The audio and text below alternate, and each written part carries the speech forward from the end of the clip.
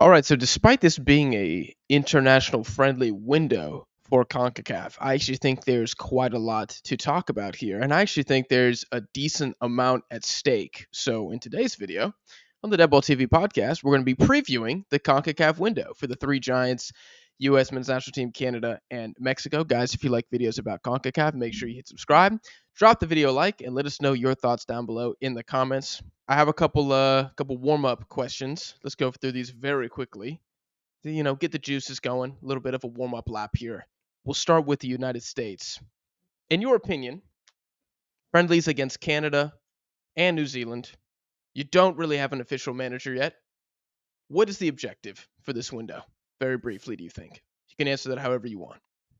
The objective of this window, I was kind of thinking about it, and I was doing so casually because I know there's a decent amount to prove here in this window for all these teams, but nothing is truly at stake, right? We don't have to worry about qualifying, right? Nothing, there's no skin in the game, really. But I think there is in a way, There is no way.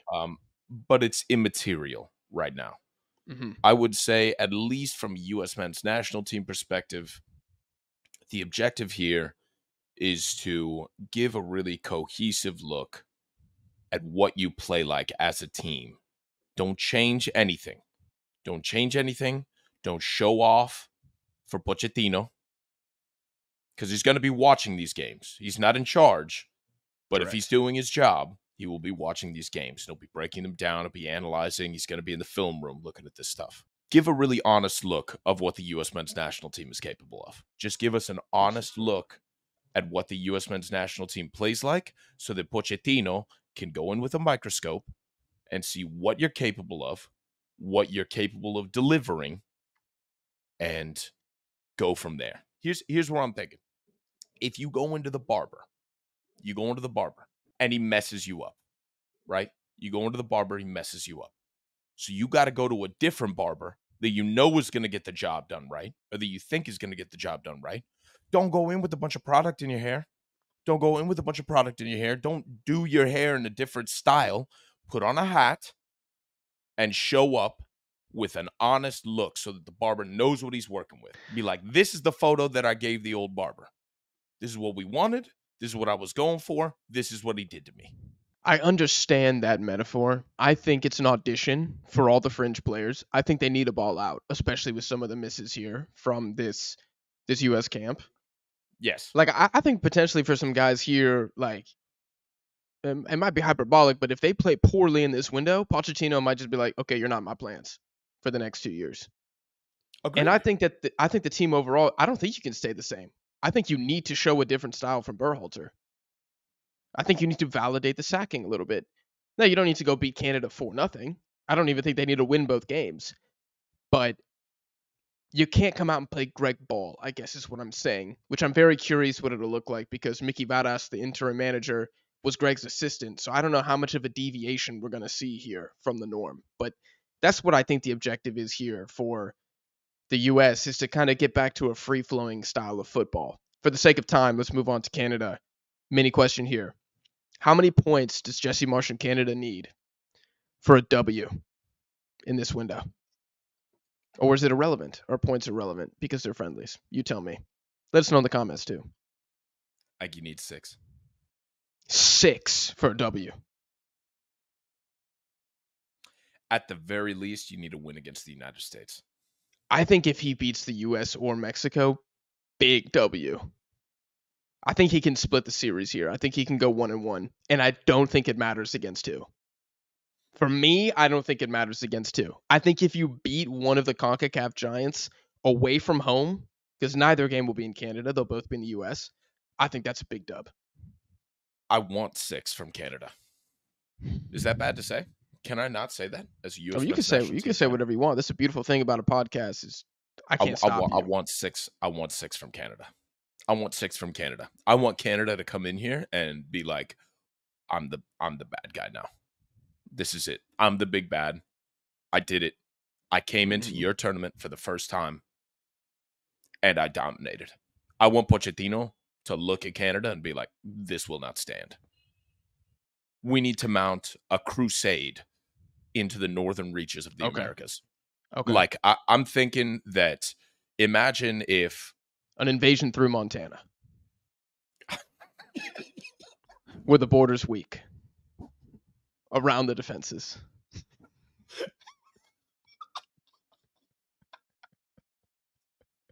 You take Yellowstone Operation first. Operation Yellowstone. Operation Yellowstone. Man, I was going to go into a Game of Thrones metaphor, but a Yellowstone metaphor is much, much better. Yes, I'm saying get the horses ready.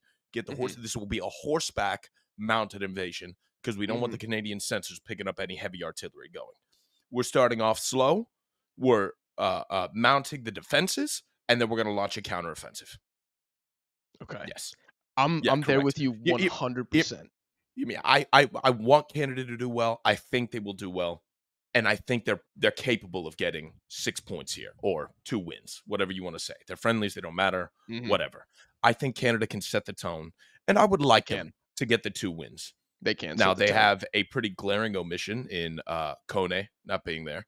Yep. But the U.S. has what 4 omissions, Big ones. Big ones. I can go big over those ones. real quick. No Yeah. Jedi, Weston McKinney, Serginho Dest, Tyler Adams. Who do you think is the biggest omission there? Who are Jedi for you going to sure. miss the most? Jedi, Jedi. hands I was down. going to say Jedi. Jedi's Hands set down. up for a really good Premier League season, and Yes. yeah, the dude just keeps getting better.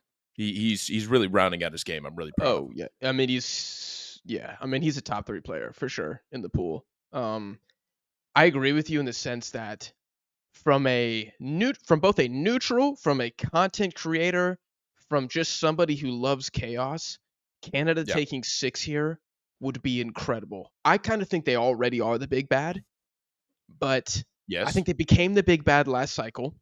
Then the World Cup happened. And then it was like, you guys were the fake big bad. Now I think the Copa America's happened, and I think they're kind of back as like, wait, are you actually the boogeyman? And then if they come out here and they lose both games to a down bad Mexico and the U.S. without a coach, if they lose both, not if they And a draw, midfield.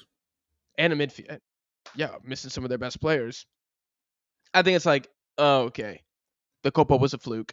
I think that's what it becomes. So I think they need a win minimum. I think if they get 4 points here, massive for Canada. And again, I don't really think the order matters. You beat the U.S., draw Mexico. You beat Mexico, draw the U.S. I don't think it matters. I think either way, massive dub. But I would love to hear from the Canadians in the comments. I'm trying to think from like a Mexican subtopic that we could discuss. I'll just go ahead and say it. I just want to see different football. I just want to see Yeah. Javier Aguirre come in here and just do something different. I want to Yeah. see more attacking football. I have no idea what he's going to bring, but That that's was what I my would like to yeah, see. 100%. I had that exact same take. The exact same take. So the USA and Mexico, I find them to be foils of each other. Go figure with the rivalry. It just makes sense, right? It's kind of poetic. I want the US to play the same style of ball so that we know what we're working with, so that Pochettino's got a clean slate. He understands what he's looking at going into this. I want Mexico to do something completely different. We need to see a rebranding here. We need to see different flavor profiles like this. We just need something completely different, a step away from everything that they've been doing, right? And then Canada's got the wild card hanging over their heads. Yeah, If they lose here, if they have a less than satisfactory window, everybody's going to relegate them to the wild card, right? They stand a lot to lose here. They can either become the big bad, they can become the new power hmm here, or hmm at least a threat to it, or they can be relegated to nothing more than a wild card. Be careful with Canada. We don't know what they're going to do. They could either show up and be the best team in CONCACAF, or they could show up and be mediocre. It just depends. We really don't yeah. have a storyline. They're really hot and cold in tournaments. They're hot and cold in qualifying. We just don't know what's going to happen. But yeah, I I don't. think that the USA and Mexico definitely I've cemented plans for them, and it's two different takeaways I think from them. I think Canada, if they win both games, I think there's the strongest argument they've maybe ever had that they're the second best team in Yeah. CONCACAF, and they will be flirting with that number one. I still think it will be the U.S. I would think they need to win the Nations League to become number one, in Yes. my opinion. You Yeah. have to beat the US in a competitive game. You have to. Yeah. Outside of the United States too, like for a trophy. I know they won in qualifying last cycle, but that's what it would take for me. They get 6 points Right. here. Holy shit. But you guys let us know. Let's move it on for the sake of time. US versus Canada. That will be the first friendly. I was looking at the history books for this one. Canada actually has 11 wins all time against the USA, but 10 of the 11 have been in Canada. When do you think the last Canadian victory was on US soil? The last Canadian victory on US soil was in 1885. It was the first ever game between the two sides. Now, were they playing against the Union, or were they playing against the Confederacy, or was that just a blend of the two? That's a great question. I don't know who was playing against who at this point, That's but I, crazy. I can promise you the game was shite. I can promise you it was a terrible game, and I'm very glad that we didn't get to watch that. Um, Now, the whole conversation around the U.S. is Mauricio Pochettino, who has not been officially announced. Mickey Varas, who was the U23 manager, will be the interim. I don't know a ton about him. I've seen the U.S. U23 team play at the World Cup. He was the manager, and a couple other friendlies. I don't know what to draw from this guy. Seems like he beats the small teams and then loses to the big teams and loses quite substantially. So kind of Berhalter-esque in that sense. Missing players for both sides. We already said U.S. will be without Jedi, Weston McKennie, Dest, and Tyler Adams, which means I guess Caleb Wiley is going to be the starting left back. I don't really know. And for Canada, the biggest omission I could see was Ismail Kone. I'm not sure if it's a knock or something to do with Marseille. I'm not totally sure. But here's the bull case for Canada in this game. Jesse Marsh, you could say that he validated his appointment at the very least at the Copa America.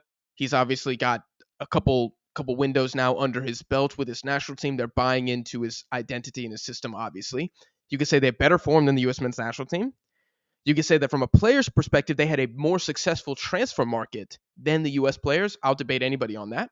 And we're talking about possibly, although you would need Ismail Kone included, but we're talking about possibly the best Canada 11 ever assembled, going up against a somewhat rotated U.S. team without a coach.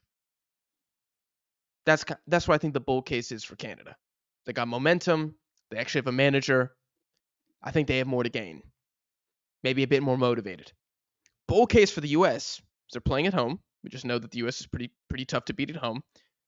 They have better players, but I think the gap is closing, at least with the omissions again that we stated earlier. And I think the biggest bowl argument for the U.S. is they're free from Berhalter's system, which was known for being quite rigid, and I think the players will get to be a bit more free. Now that I've laid the scene, what's your prediction for this game? My prediction for this game was a tough one. It I is think tough. I know. I feel like it's going to be a shootout. I feel like Okay. it's going to be an absolute shootout.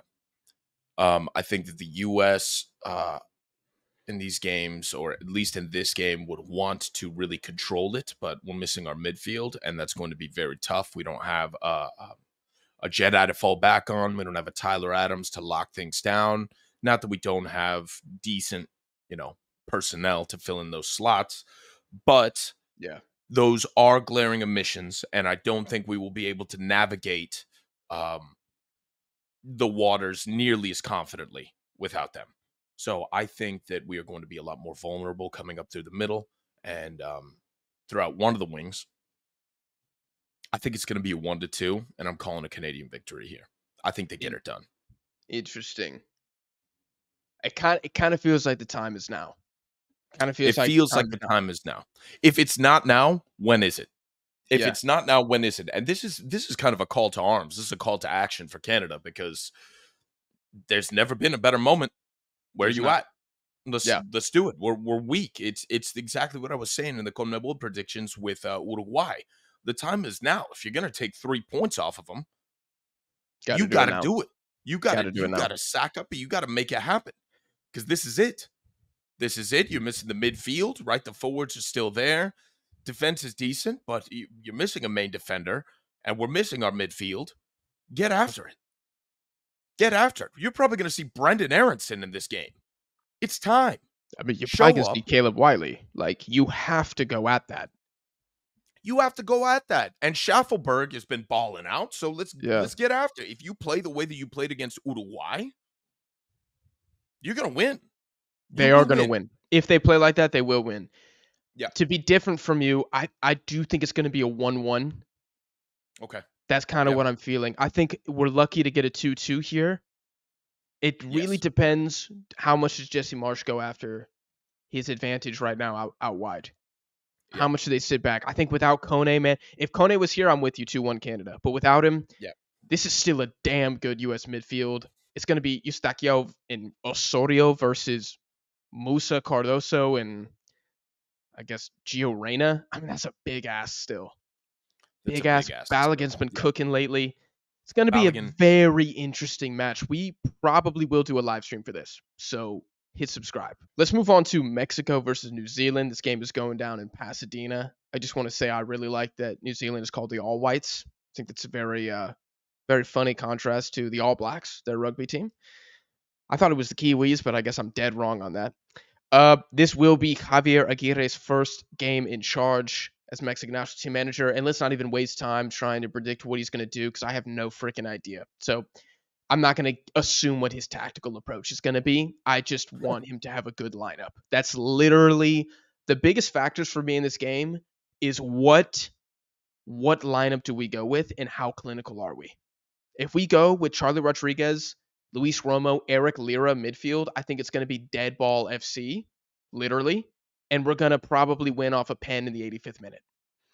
If we go with an actual attacking lineup and we don't forget the shooting boots at home, my prediction for this game, what I think will happen is I think Mexico's going to win 2-0. I do not think it's going to be a massacre. I think it's actually going to be very exciting to see Johan Vasquez and Cesar Montes versus Chris Wood, who has been cooking at Forest to start the season. That's going to be a big, big handful for the Mexican center backs. I just want to see good ball. I think Mexico will win. I think Mexico should keep the clean sheet. If Mexico win 2-1, I will be sad. What you got? I got a 1-0 Mexico. 1-0 You've won the Mexico? last 5 games against them. I don't think anything super exciting is going to happen here, but I think a 1-0. I was personally counting on a set piece, but being that we talked about, switching things up and seeing maybe a different flavor of Mexico here, yeah, maybe you're hoping for a 2-0 here. Yeah. But yeah, I think a clean sheet is mandatory, being that your center backs are Mandatory. 2 of the locked in positions. Solidify everything you do well and improve on things that that maybe you want to expand into, new horizons. Mm-hmm. Correct. Yeah, 3-0, and I think there's no complaints whatsoever from a Mexican standpoint. Now, the U.S. will also be playing New Zealand. It's a fourth meeting between the two sides.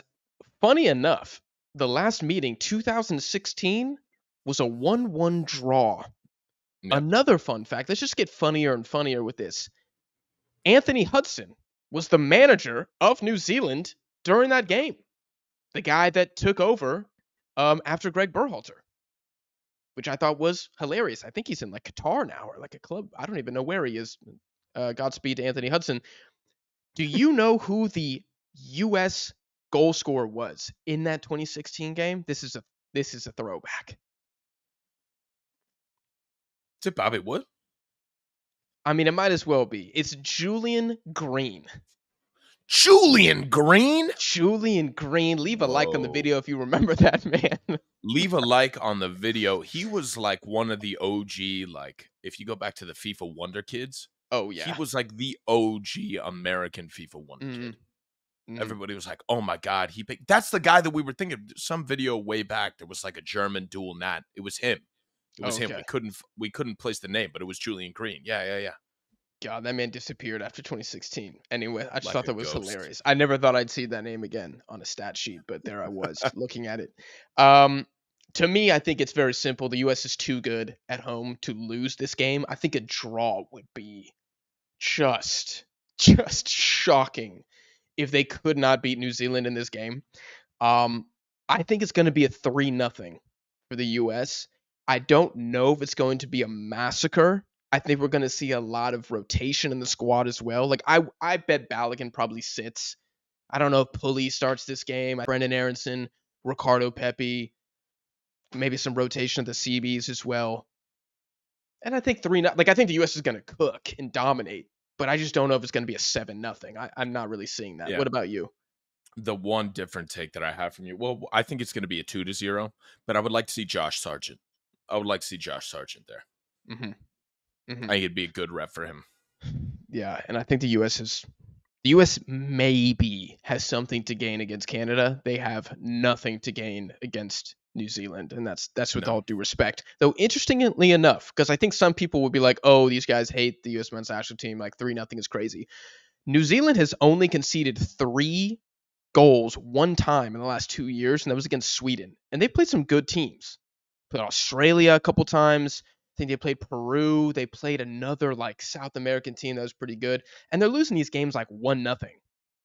1-0, 2-0 at worst. So a 3-0 scoreline for the US, that would be pretty good. So that's kind of how I see this one going down. To conclude, Mexico versus Canada at the AT&T Stadium. I think this one's going to be roaring. Mexico historically dominant over Canada, more so than the US actually. But these teams are coming in here at different inflection points. I mean, different, Canada's way different. Canada's riding the tsunami wave, dude, and Mexico's on the playa about to get just crushed, just completely drowned by the incoming ice wave of Canada. What do you think is going to happen here? So I didn't really have a score line written down for this one initially, but I do think that there's a potential for this to be the game in the window. And I know they're just friendlies, but I think that Mexico, we're going to be seeing a new look Mexico, like we discussed earlier, and Canada is going to be in kind of a tight position here, right? Regardless of what happens, if they lose to the U.S., then they have to win against Mexico. If they tie against the U.S., they have to win against Mexico. And dude, if they win against the U.S., double down. You want to win against Mexico. And I don't know which one of those situations is going to make them play the hardest. I think that there is an argument can be made for every single one of those. Regardless, I think that Canada stands a lot to gain from this, and I don't know how much Mexico does. So I think that though we may be seeing a new look Mexico, I think they're going to be pretty pragmatic about things here, and it's just going to be how well they weather the Canadian storm. Mexico is going to be the Starks, and the Canadians are the White Walkers here, throwing themselves against the wall. Either that or the Wildlands.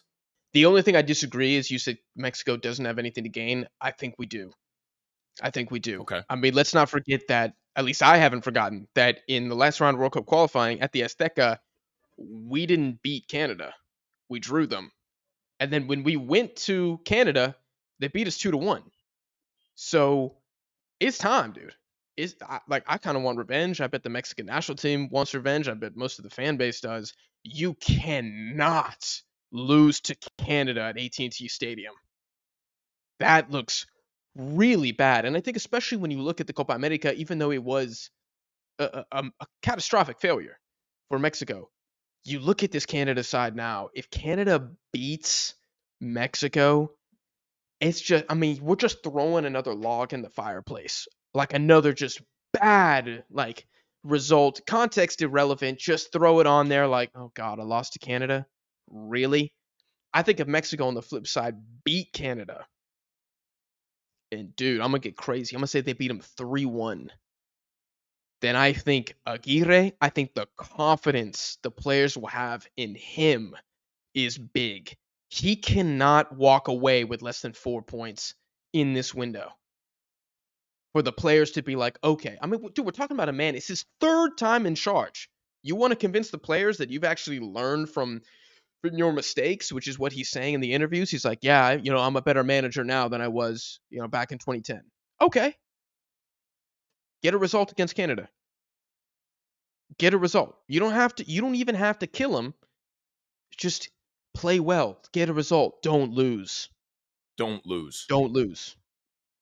Or if you lose, I'll even say this: if Canada beats Mexico 3-2, personally, I will not give a shit. I'll say, wait, we scored 2 goals against Canada. Okay, we can work with that. If we lose 2-0, That's pretty sad. I'm not gonna lie. That's gonna So be pretty sad. you're saying the manner in which the game is played and Mexico's performance Yes. therein matters more than the actual result. I think I agree with you. The only way I would change my opinion is if New Zealand was a draw. Yeah. If you Then drew you New have to Zealand, win. you gotta win.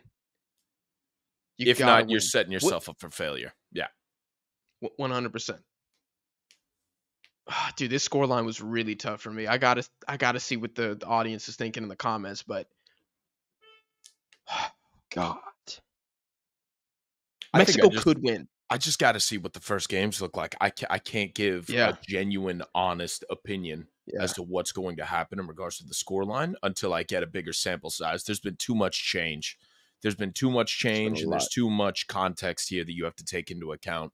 So if I gave a scoreline, it would just be for fun. You know, I don't have anything to give here, nothing concrete. Yeah, So yeah, I apologize for that. Drop it in the comments. I'm willing yeah, to and this take one's tough. all sort of input here. I need it, frankly. God, I hate doing this because I like to come with the fiery takes usually, but I'm feeling a draw here too, dude. You feeling a draw? And I hate that because I said a draw in the last game, Canada US. But like if I got to pick a winner, I'm picking Canada. If I got to Yeah, pick a winner, I'm going Canada 1-0. I think Mexico, we've been too good defensively to get just sliced open. And let's not act like Canada ran it up at the Copa. right. They didn't. They were pretty wasteful themselves, actually. So we're talking about like two wasteful offenses with pretty good defenses going against each other in a neutral venue. It's going Yeah, to be very pro Mexico. So the end result, I think, is probably a draw. I think it's going to be a 1-1. I'll be happy with a 2-2 because I want to see who's scoring those goals. Is it Memo Martinez? Because if it is, RIP Santi. If it's Santi Jimenez, then hell yeah, I'm hype. If it's Chino Huerta, I'm over the moon. if it's Chino Huerta, I'm over the moon. This is a pro If it's Chino Luis Huerta Romo, then I'm podcast. pissed. This is a Chino Correct. Huerta household. Yeah, It's propaganda.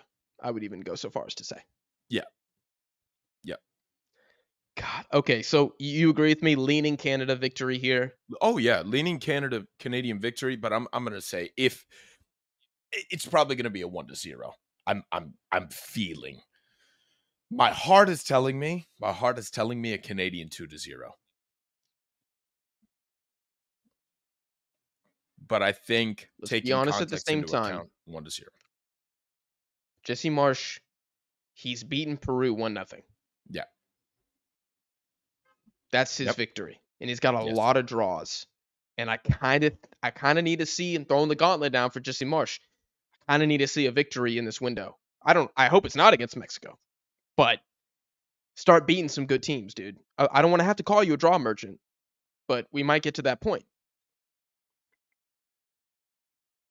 So that's how I feel here. God, Mexico should win. Should win. But We will that's see. just because of that's literally football heritage. That's where I'm saying that from. Heritage. Heritage. It's not based in reality in the past 24 months. No. We're going Nope. back to like 2014 when I say that. Like I feel myself. I get sucked back in sometimes. I'm like, no, Guardado gonna have a great game. I'm like, wait, he's been retired. Grandpa, wake up! It's 2024. You're like, ah. I'm like, I'm feeling a Rafa Marquez set piece here. You're like, God, Mexico I 1-0. miss him. Like, I miss him too, Grandpa. Yeah, literally. Oh my god. Okay, well, yeah. Before we just keep going back and forth on that, I think we end the episode there. Guys, if you're listening on streaming platforms, please give the podcast a 5-star rating.